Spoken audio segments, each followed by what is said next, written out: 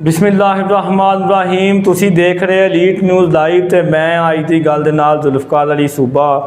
असी देखिया कि मुआशरे दे विच जिहड़ा बंदा अच्छा काम कर रहा हुंदा उन्होंने कोई बंदा भी लाइक नहीं करता। उहदी मिसाल ये आ कि बहुत अच्छी पोस्ट तुसी कीती है, फेसबुक ते कीती आ, ट्विटर ते कीती आ या सोशल मीडिया ते किते भी कीती आ, उन्होंने बहुत बंदे जिहड़े ना वो घट बंदे लाइक करनगे। जूं ही तुसी कोई ना कोई ऐसी पुट्ठी सीधी पोस्ट चढ़ाई या तुहानूं गालां पैण लग पैणीआं ने तो या जनाबे अली जरा ना वो लोग जोड़े ने उहदे उत्ते तुहानूं जनाब मशरे देने शुरू कर देंदे ने, या वो ऐसा ही हुंदा कि जिवें तुसीं किते ना किते काबू आ गए, पता नहीं किन्ना गैर कानूनी काम कर लिया।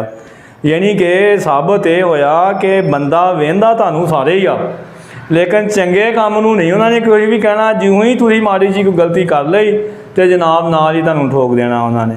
इस वजह तो जनाब वो कई बंदियां दी वैसे ही ये सोच ही गलत हुंदी आ या सोच ही मनफी होंगी आ, गलत की बजाय ये कहांगे सोच मनफी होंगी आ। मिसाल के तौर पर कोई बंदा वा किसी शहर का वो बड़ा अच्छा वर्कर आ, समाजी वर्कर होवे या वह किसी भी शोबे बड़ा अच्छा काम आ, कई ऐसे विच बंदे होंदे ने उन्होंने तस्लीम नहीं करते। वो आंदे जी हाँ मतलब ये जो भी कर रहा है ड्रामा वा।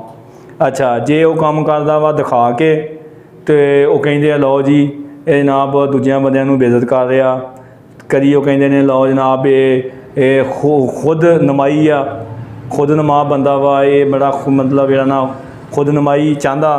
जे वो लुक के कर रहा लुका के कर रहा फिर वो कर देने लो जी इन्हें किहड़ा कोई कभी काम किया। मतलब किसी भी तरीके दे नाल कोई खुश नहीं है।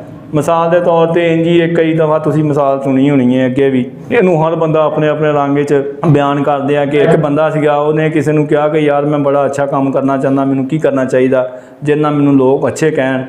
उन्हें कहा यार तू इंज कर मसीते पखे लवा दे तो वेखी इंशाअल्लाह तेनू हर बंदा जनाब चंगा काम कहेगा कि मसीते यार पखे लाते। वो नमाज भी नहीं सी पढ़ता, नाल नमाज भी पढ़न लग पिया भी यार वेखो भला किन्ने क बंदे मैनू चंगा भी कहिंदे होने ने। वो नमाज पढ़ के वो 3-4 दिन हो जाता रहा, उन्होंने किसी बंदे ने कोई गल नहीं की। अगले दिन वो कोल गया 3 दिनों बाद कि यार तू तो मैनू आ मशवरा दिता सी। उन्हें कहा भाई तू इंज कर तू पखे ला के लै जी शामी रात नूं लाई तो वेखियां भला तेरी मशहूरी होंदी कि नहीं। हर बंदे ने तेनों जनाब जिहड़ा ना वो तुहानूं मशहूर कर देना। उन्हें कहा चलो ठीक है। उन्हें इंज ही किया। उन्हें जनाब जो 3 दिन गुजर गए उन्हें पखे रात लाए, पखे ला के जनाबे अली ना वो तुर पिया घर आल। जो ला के तुरया जाता सी हर बंदा ही आंदा वो फलाना पखा चोरी करके लै गया पखा। वो पूरे जनाबे अली पिंड शहर दवाई मच गई कि वह बंदा पखे चोर आ, वो पखे चोर आ। हुण जिन्हें उन्हें वो फिर उस बंदे को गया को भाई आ तो मेरी बदनामी हो गई है, आ तो इन्ना कुछ हो गया जे। तो उन्हें कहा यार मैं तो तेनों सही गल दसी सी, हुण लोगों ने वो पसंद नहीं की तो फिर मैनू पता वा लोगों के ज़हन अजकल गुस्सा ना भाई मेरी गल ना करियो। वो ये मतलब साड़ी सोच बन गई हुई है नैगेटिव। ये उन्होंने लोगों वास्ते जिहड़े नैगेटिव ज़हन के लोग आ वो मतलब उन्हें कहा कि यार अजकल जमाना ही इस किस्म का जान दिया कि जो तुसी चंगी गल करो चंगा काम करो किसी ने नहीं कहना। जो ही तुम माड़ा जिहा पुट्ठा काम करना वा वो जनाब जी तुहाडा हशर नशर फेर देना वा।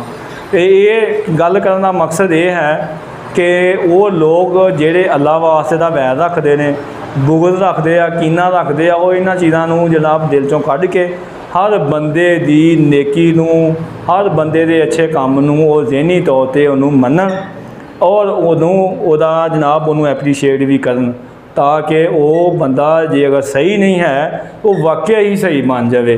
ये नाल ही साड़ी प्रोग्राम अज की गल का वक्त ख़त्म हो गया। साडे चैनल नूं सबसक्राइब करो, हर वीडियो देखने वास्ते घंटी उन्होंने टच करो, ज़्यादा से ज़्यादा शेयर और लाइक करो। अपना बहुत ख्याल रखो। अस्सलाम वालेकुम।